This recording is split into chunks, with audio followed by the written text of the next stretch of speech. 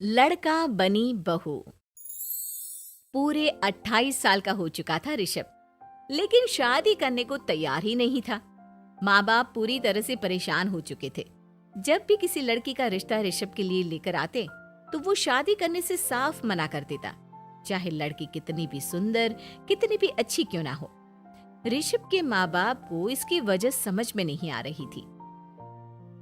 अरे ऋषभ बेटा, अच्छी खासी नौकरी लग गई है, दिखता भी इतना अच्छा है। आखिर बात क्या है, तुझे शादी क्यों नहीं करनी? देख, तू हमारा इकलौता बेटा है। अगर तू शादी नहीं करेगा तो कैसे काम चलेगा? लेकिन मैं शादी करना ही नहीं चाहता।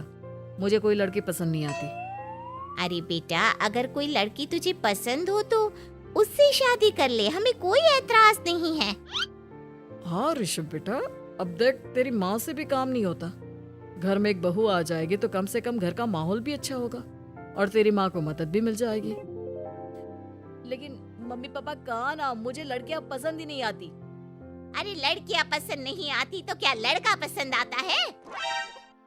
वो तो वक्त आने पर ही पता चलेगा। ऋषभ की बात सुनकर उसके माँ और पापा का सर चकरा जाता है।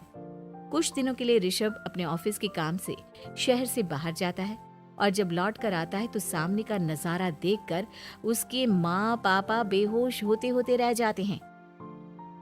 अरे ये क्या, ये तुम्हारे साथ कौन है? माँ, ये दीपक है, मेरी पत्नी। हम दोनों ने शादी कर ली है। दीपक तुम्हारी पत्नी कैसे हो सकता है? अरे दीपिका होती तो बात समझ में भी आती। ये तो लड़का है।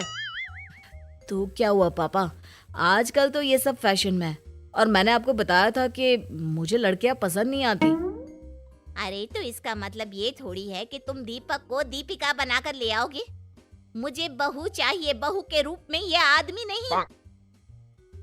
लेकिन मम्मी जी, मैं आपकी बेटी से बहुत प्यार करती हूँ, मेरा मतलब करता हूँ। अरे इसको तो करता हूँ करती हूँ का अंतर भी नहीं पता। लेकर जाए इसे वापस। अगर आपने इसे घर से बाहर निकाला पापा तो मैं भी इसे के साथ चला जाऊंगा। मैं ऋषभ के बिना जी नहीं सकती, मेरा मतलब जी नहीं सकता।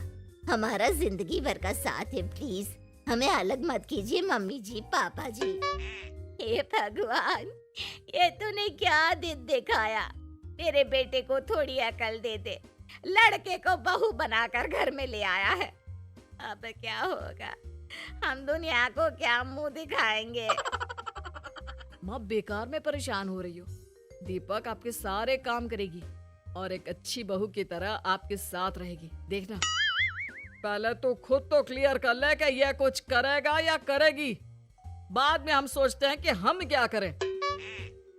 बहू के आने के बाद क्या करते हैं, मुंह दिखाई की रस्म, तो आप भी वही कर लीजिए।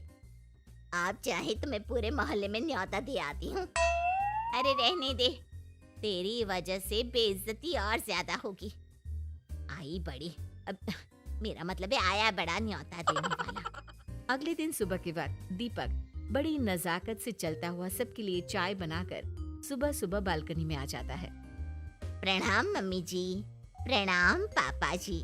ये देखिए, चाय बिल्कुल आपकी पसंद की है। मुझे ऋषभ ने सब कुछ बता दिया था कि आपको क्या क्या पसंद है।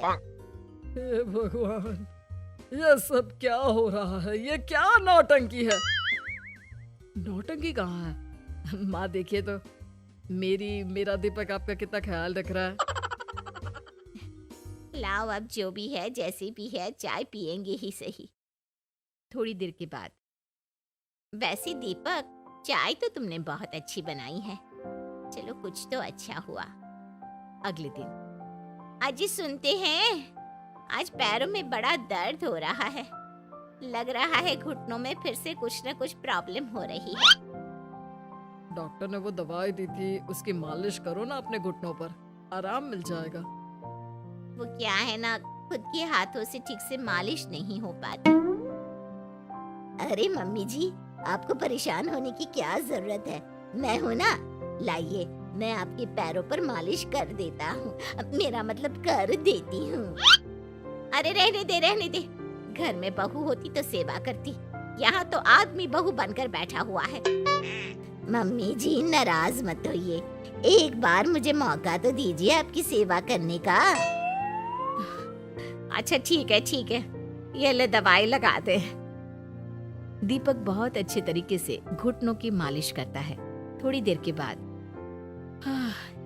इतना आराम मिल रहा है क्या बताऊं, ऐसा लग रहा है मेरे घुटनों में कभी तकलीफ थी ही नहीं।